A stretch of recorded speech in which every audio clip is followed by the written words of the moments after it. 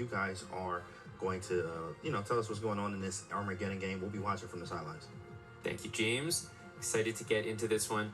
Eric, this is where everything gets decided, and we haven't really harped on this enough, but this is in the upper bracket, which means that we're about to witness one of these players win their second match, right? And that is what's necessary to move forward in the competition. So, talking about the Grunfeld, Eric, take it away. No, I mean, the stakes are really high. You win, you advance, you get day 2 off. Exactly. I mean, but MVL has been playing the Grunfeld his whole life. He might know it better than anyone else at this stage. But Arjun, he probably has prepped for it. Last game, he played D4, and he was open to it. Yep. And here we have a position. Black gets the bishop pair. White uses his H-pawn. I have to say, I'm very curious what Arjun has prepared, because usually in the lines that Black gets the bishop pair early, they don't have the highest reputation for White. It's not the craziest lines, because even if you push this H-pawn down the board, which we've seen, there's no dark squared bishop for White, and you'd love to play moves like pawn to E4 and try to push and squeeze and threaten E5, but the bishop pair makes it very tricky. The knight's pinned. So I think what we're going to see here is Arjun's going to try to win the light squared bishop. Now, it might be bishop E2 and knight D2 and play a bit positionally. Yep. Because forcing lines, you don't want to do that against MVL in a must-win game unless you really think he's forgotten something. Okay, that happened in one of the games. But there's forcing lines in the Grunfeld that just lead to equality, and MVL has less time. You don't want him to have easy moves. You don't want him to play theory for 20 moves and have 6 minutes on the clock for an endgame. You want tough decisions, and at least here with the pawn on H6, queens are on the board, you have that. But I'm still curious. MVL, you know why he's not defending B7? He's saying, if you take B7, I go rook B8, I win B2. If you don't take B7, what am I trying to do as Black? I want to play C5 or E5 and just challenge that center, get rid of it, and then things will be pretty equal. So it's up to Arjun to make it as hard as possible for MVL to play C5 or E5 and get easy equality. Yeah, there's a possibility here for MVL to take on B3, exchange the queens, maybe even play bishop takes F3. I'm not sure if we want to include that or not, but the point being to play C6, maybe A6, and go ultra solid, saying that he only needs a draw. That looks pretty tempting to me, Eric. Is that top of your mind? No, it's not MVL's style too much, unless you really thinks it's forcing. Because even if you get rid of your bishop pair, White takes, it's still dynamic. Bishop pair positions you can play on for a long time, and we've discussed, if you're in a time scramble under 2-3 minutes, if a player's a little bit better with a bishop pair, they can massage that for a long time. So I don't think he's going to necessarily be happy to trade that bishop unless it's combined with E5 or C5, because if it's not combined with that, well, White's light squared bishop is good. So if you take on F3 and you don't have E5 or C5, bishop takes F3, G takes F3, I push that F3 pawn to F4, then you don't have a chance to play E5 anymore. So has to come all in one motion.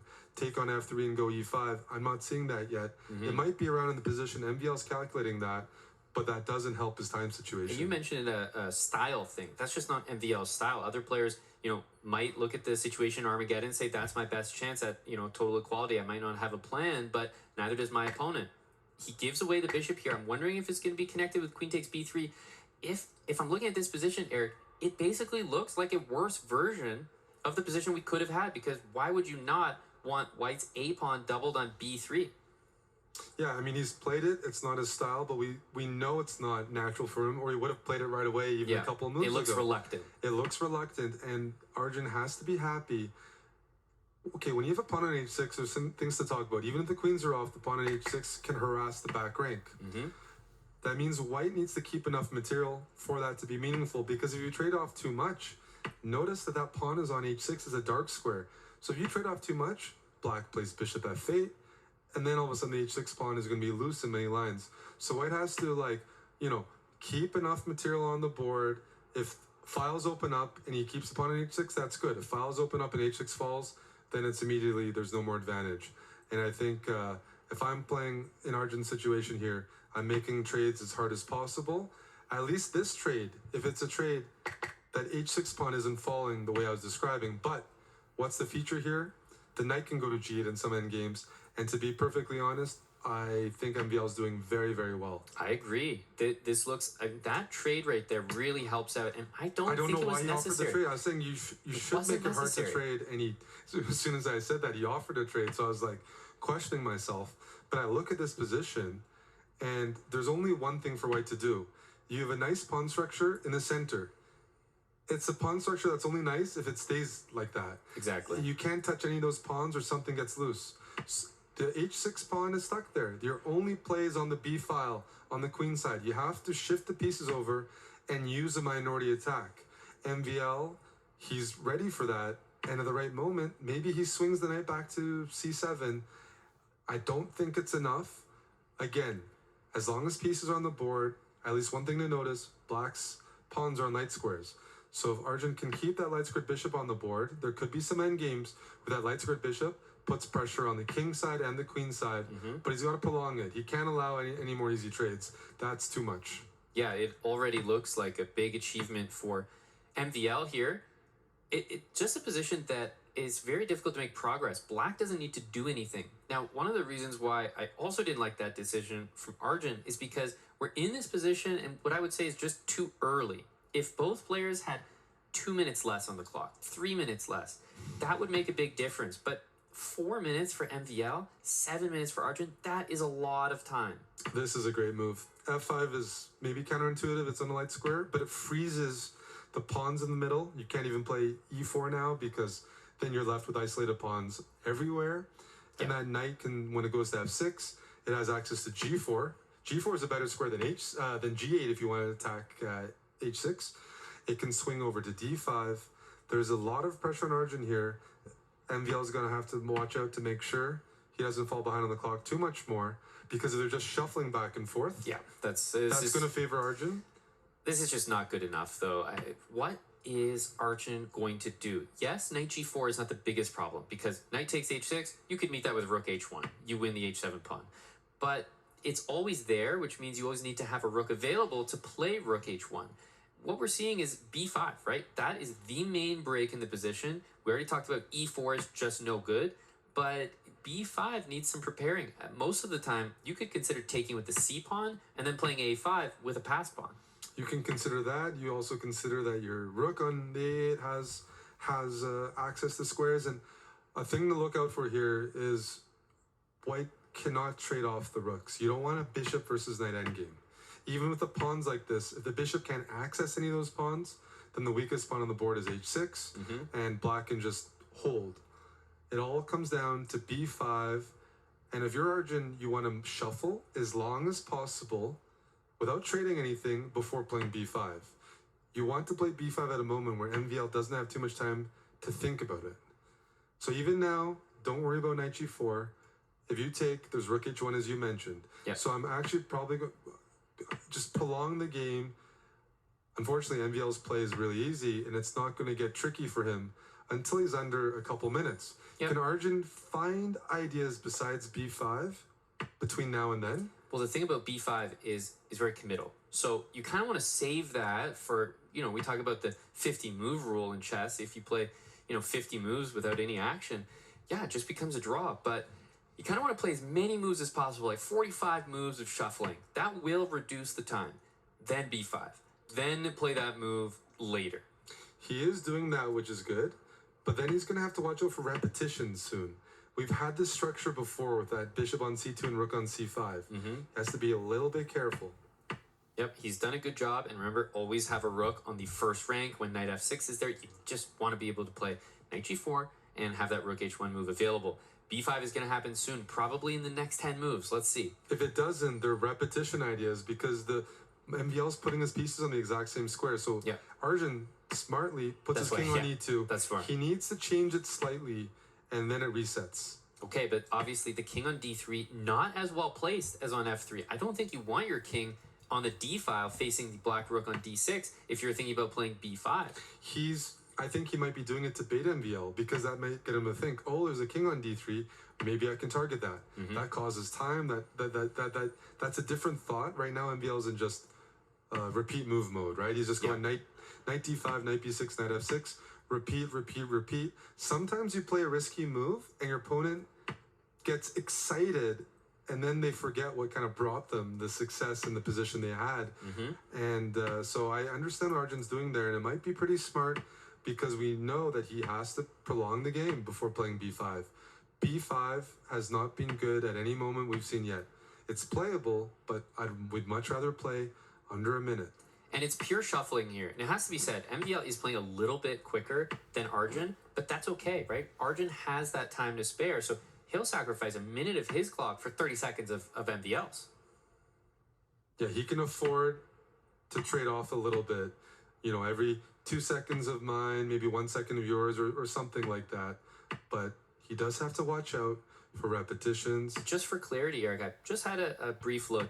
A4 was played on move 30.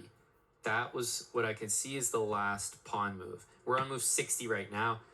Just as I say that, there is a pawn move because, you know, the players don't know exactly how many moves it's been, but it feels like a while. It feels like a while. If he had access to that, he'd probably wait a bit longer because he's got another 15 moves at least. Yep, and you want to maximize, but he's gone for it, and now we have a new position in front of us. Okay, a little bit of pressure here. I mean, yes, the king probably doesn't want to be on b3 square, but he's achieved b5. This is something. He can bring his king back to c2, maybe play a rook on a2, cover the checks. The h6 pawn could be very, very valuable. I think that MVL might actually be considering trying to play knight to f7 in order to get a hold of the h pawn. He wants to play knight f7, but he wants to offer a trade first. Yeah. Because knight f7's in his pocket. So if rook a6, then he takes. Bishop a6, he couldn't play. There's knight e4 check, actually, so that wasn't even playable. But yeah, MVL knows he always has knight f7.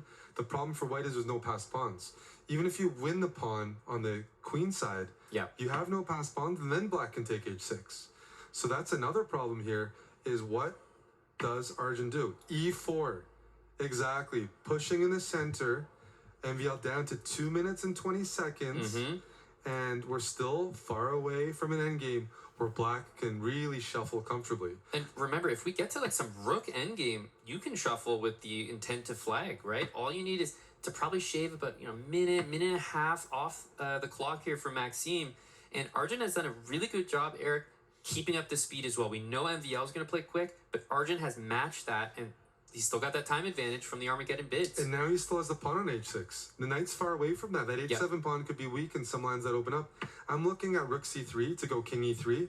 I thought the king was knight on e3, but d5 is just an immediate move. I mean, he's definitely going to take on f5, and I think that, my goodness. I think that Maxime said, "Oh, no problem. You'll take on h7. I'll take on h6." But that's not necessarily the move that's going to be played. Because he can throw in rook h1 first, or now maybe he can take. What? He just blocked the rook's connection. Because there's knight c5. There's knight c5 and knight b3 check. Oh, Bishop h7, knight c5. What a find by MVL. An exclamation point, well deserved here.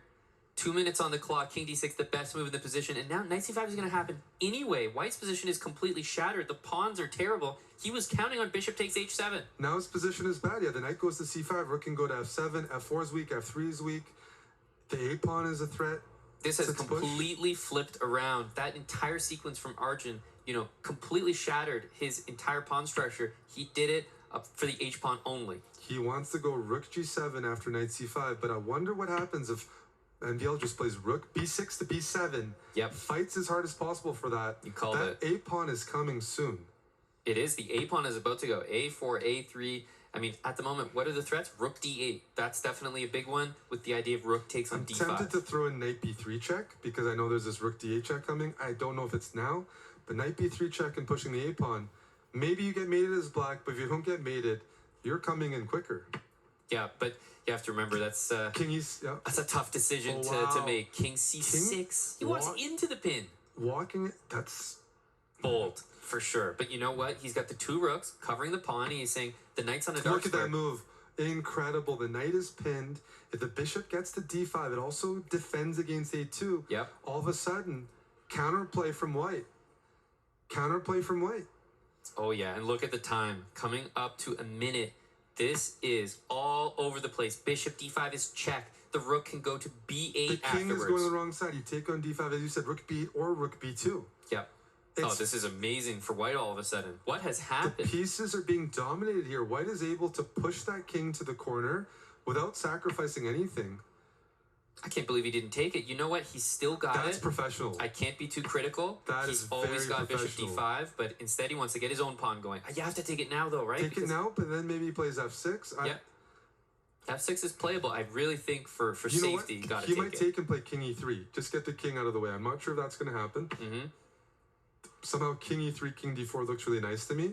I really like the move rook b8. It Force feels the king. right because Mhm. you don't want to put a piece on b7. Force the king. Now maybe king e3. f6, right? How do you deal with rook d7? The knight on c5 is hanging. It's hanging with check. That's all right. So f6 or king e3 stand out to me. Yep. But I mean, even rook a2. What are we talking about, right? That's yeah, a serious idea. Rook e2, king a4 feels like we're close to mate. I wish we could play king c3 there, but Arjun has a bunch of good moves here. What is he choosing? Oh, rook c3. He notices if king a4, he can at least repeat a couple times, win some Right. time on the clock. Yep, and he's not going to use that repetition to, of course, take the draw. That would be suicide here because a draw means MVL wins.